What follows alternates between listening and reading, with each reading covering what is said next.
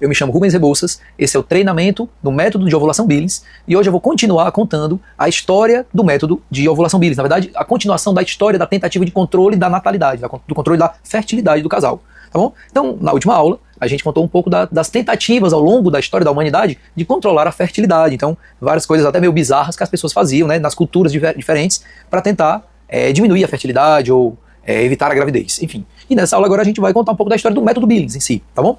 Essa história começa mais ou menos na década de 50, em que o único método natural disponível para a regulação da natalidade, a regulação dos nascimentos, era exatamente o método da tabelinha, conhecido método da tabelinha, que até hoje é confundido com o método Billings.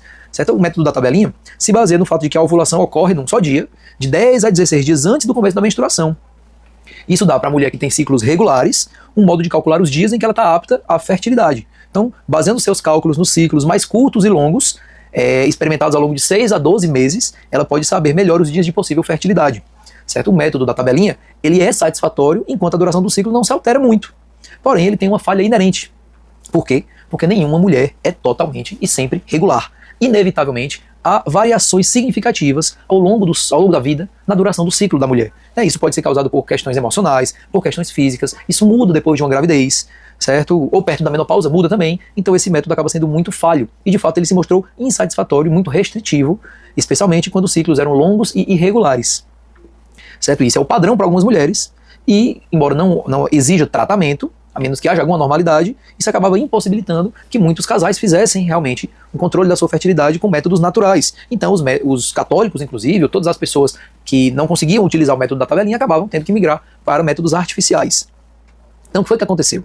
Certo? O Dr. John Billings, que era um médico, não era um médico ginecologista, pelo contrário, ele era um médico neurologista, ele começou a estudar a literatura disponível sobre os métodos naturais no ano de 1953, certo? Então, 53 foi agora mais ou menos 70 anos atrás, não é isso?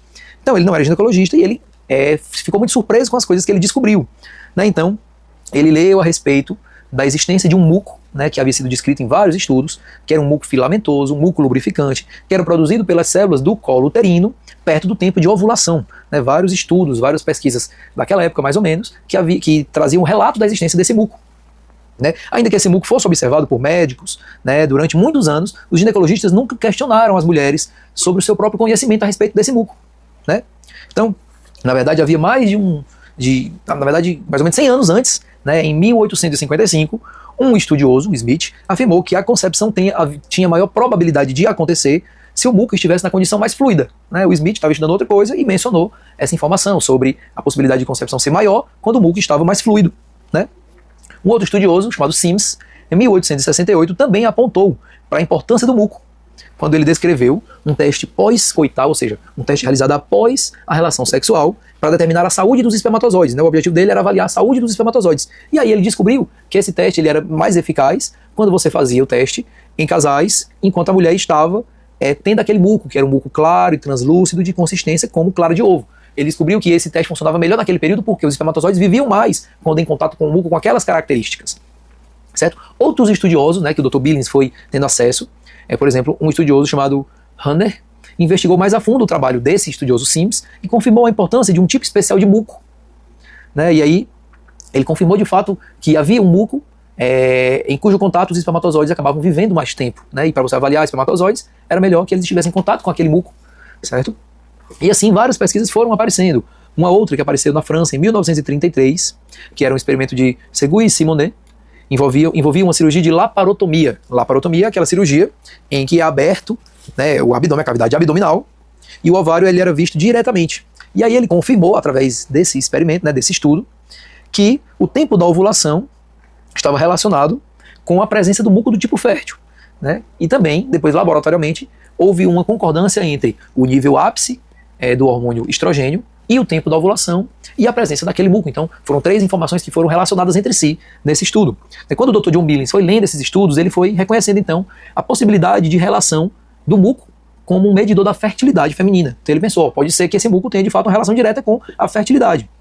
Né? Então foi o que ele fez, ele começou a perguntar para as mulheres, né? Ele fazia parte de uma paróquia lá na Austrália, e ele começou a perguntar para as paroquianas, para as pacientes dele de outras áreas, né, sobre esse assunto. Né? E aí ele se convenceu de que a ocorrência de diferentes tipos de muco durante o ciclo menstrual era uma observação comum. Elas percebiam que havia um tipo de muco que estava mais relacionado com a fase fértil, e o outro tipo de muco que estava relacionado com a fase infértil.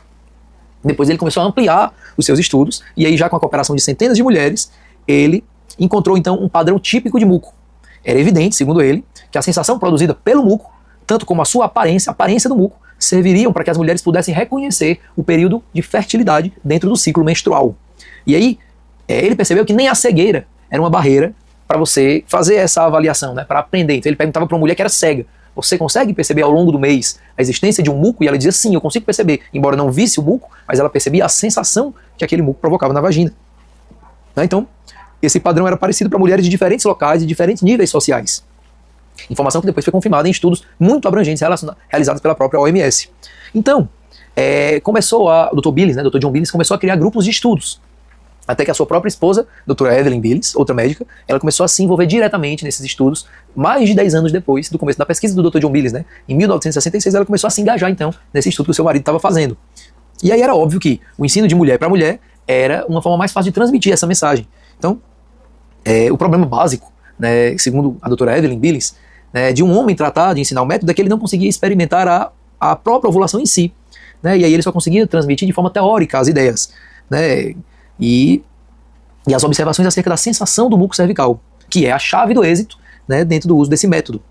Além disso, para algumas mulheres, havia uma certa dificuldade naquela época, né, imagina em década de 60, de conversar com homens sobre esse assunto, né, homens médicos, pessoas que eram alheias ao seu convívio pessoal ali. Então, instrutores masculinos tinham certa dificuldade com as mulheres, então, naquele período, meados da década de 60.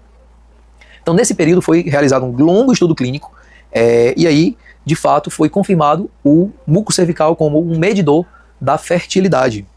Nessa época, apenas o padrão do muco associado com a ovulação e a seguir a fase infértil foram identificados. Né? Então, começaram então a fazer um método, digamos, conjunto. Era um método que ainda se baseava na tabelinha, né, no ritmo de cada mulher, e aí foram adicionadas informações sobre o muco e depois sobre a fase infértil após a ovulação.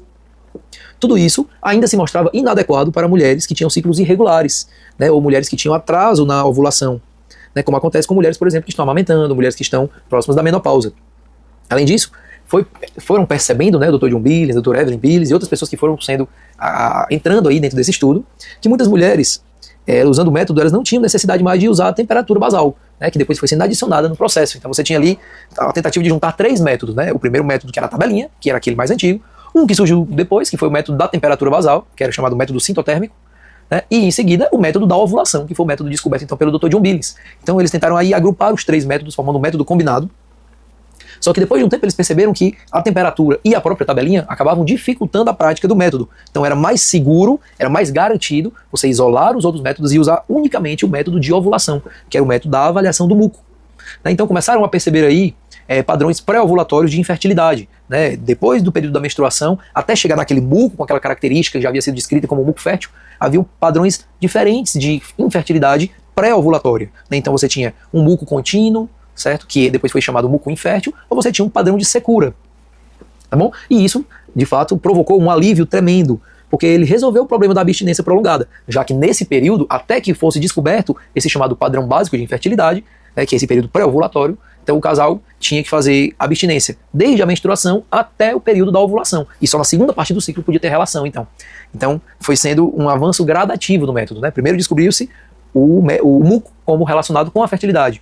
Depois a descoberta foi do período de infertilidade pós-ovulatória. E aí se estabeleceu o método que agrupava tabelinha, com temperatura basal, com avaliação do muco. Depois eles isolaram a avaliação do muco desses outros 2 e passaram a analisar apenas a avaliação do muco. Só que, como não havia ainda o conhecimento dessa infertilidade pré-ovulatória, então a mulher, quando ela menstruava, ela já sabia, tinha que parar de ter relação e só podia voltar a ter relação depois que identificasse o ápice. Então depois do período do muco fértil, né, tinha um prazozinho que eles davam e a partir dali, na segunda parte do ciclo, é que a mulher podia ter relação.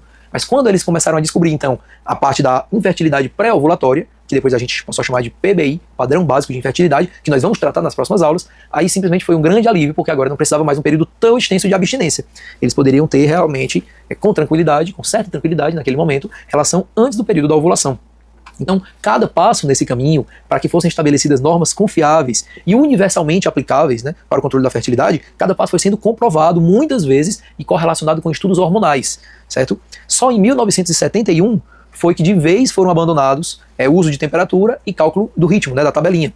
Então, a partir daí, o método chamado de ovulação, que depois foi apelidado de método de ovulação Billings, por conta do seu fundador, o Dr. John Billings, Ele foi sendo aperfeiçoado por estudos, várias pesquisas, inclusive pesquisas amplas, e o método foi se mostrando como capaz de responder sozinho em todas as circunstâncias da vida reprodutiva. Né? Muitas mães, sabendo se estavam férteis ou inférteis, podiam continuar a amamentar os seus bebês. Né? Não foi considerado necessário nenhum desmame para que ocorresse a ovulação, e elas começaram a perceber, então, o retorno da ovulação e a avaliação também do retorno à ovulação dentro daquele período da amamentação, embora houvesse uma certa dificuldadezinha adicional, mas isso foi sendo percebido gradativamente, foi sendo incorporado ao método. Tá? A oposição ao método de ovulação, também chamado, depois confirmado como método de ovulação Billings, veio de pessoas que confundiam o método com a tabelinha, né, como até hoje costuma acontecer. Né? Se você perguntar para um ginecologista que não tenha se aplicado em estudar o método de ovulação Billings, ele vai dizer que é o método da tabelinha, né, o que é uma completa mentira, um erro crasso, mas que muitos ginecologistas ainda cometem. Né? Então, essa oposição estimulou as contínuas investigações científicas e as várias provas que estabeleceram, sem dúvida, a validade do método. Certo? Então, muitas pesquisas foram sendo feitas, até que hoje a gente tem estudos muito amplos que trazem, então, a eficácia do método em aproximadamente 99%. Certo? Então, o método é eficaz em 99% ou até 99,5% das mulheres. Se a mulher aplica o Billings de forma disciplinada, ela com certeza conseguirá fazer o espaçamento das gravidezes ou mesmo encerrar a prole, certo? Sem precisar de métodos artificiais, de esterilização completa, né, como laqueadura, esterectomia, ou métodos que provocam muitas alterações hormonais no organismo feminino. Então, isso é um pouco a história do método de ovulação Billings, que a gente vai passar a conhecer melhor a partir da próxima aula, tá bom? Então, espero que você tenha entendido mais ou menos aqui onde essa história se aplica. Né? Adicionalmente, a gente pode comentar que em 1968, o Papa Paulo VI publicou um documento da igreja chamado Humanae Vitae, né, que eu até vou colocar depois na nossa plataforma, para quem quiser ler, certo? Quando o Papa publicou esse documento, essa encíclica, né, foi um grande alívio, né, uma grande satisfação, né, do Dr. John Billings, da sua esposa Evelyn Billings, em perceber que aquele método de ovulação estava em total consonância com aquilo que o Papa ensinou, de modo que ele pode ser incorporado pelos católicos, né, pelos cristãos que seguem as orientações da igreja, como método de regulação de natalidade, né, e de paternidade responsável, tá bom? E é por conta disso que a gente decidiu aprofundar esse método e hoje trazer aqui para vocês. Então, a partir das próximas aulas, a gente vai começar a aprofundar mais o estudo do método Billings. Até lá!